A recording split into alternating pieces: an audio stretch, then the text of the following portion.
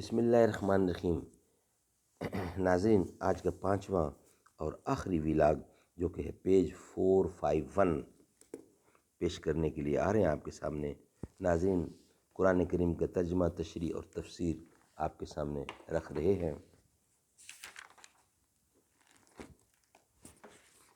معارف القرآن جلد اول، سورۃ الفاتح سے لے کر سورۃ البقرہ پارہ اول تا پارہ تیسرا رکوع 8واں۔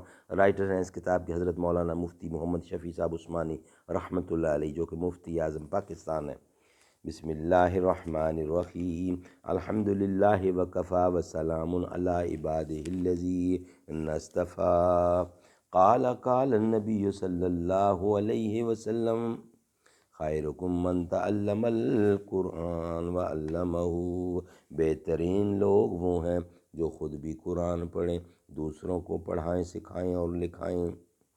اسباب غم عشق بہم کرتے رہیں گے، ویرانی دوراں پہ کرم کرتے رہیں گے۔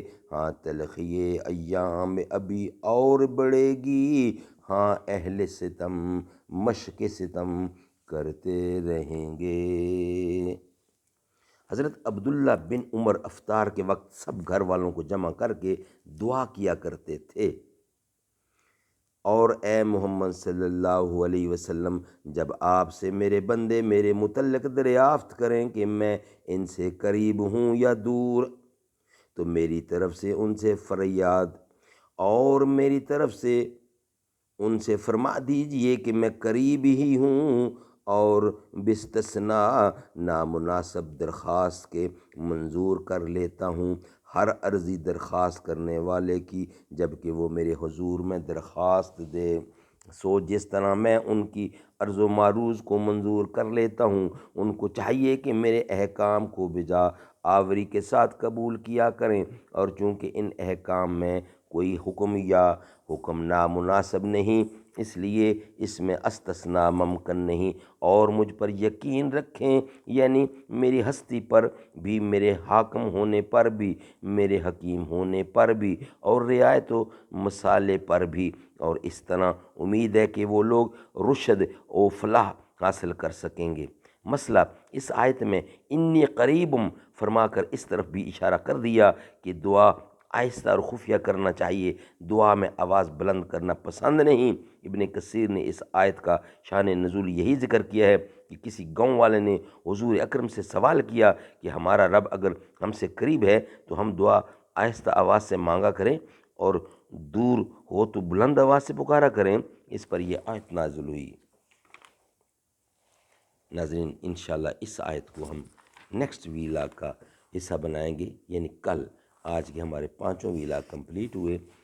اللہ تعالی ہمیں اس پہ عمل کرنے کی توفیق عطا فرمائے، آمین ثم آمین، بجا خاتم النبیین۔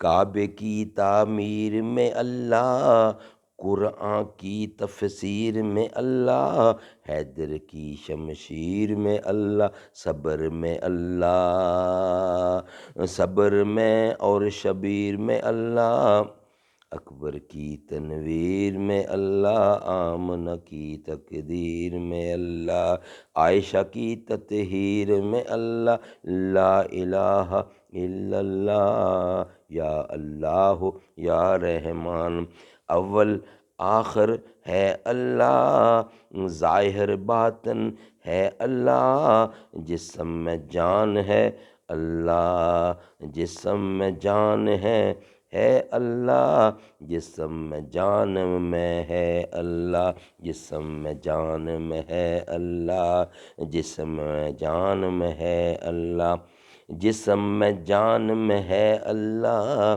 لا الہ الا اللہ۔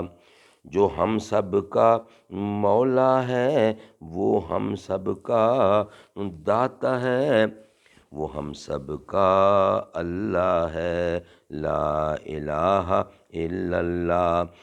سورج چاند ستاروں کو اور دھرتی کے نظاروں کو وہی سجانے والا ہے، لا الہ الا اللہ، لا الہ الا اللہ۔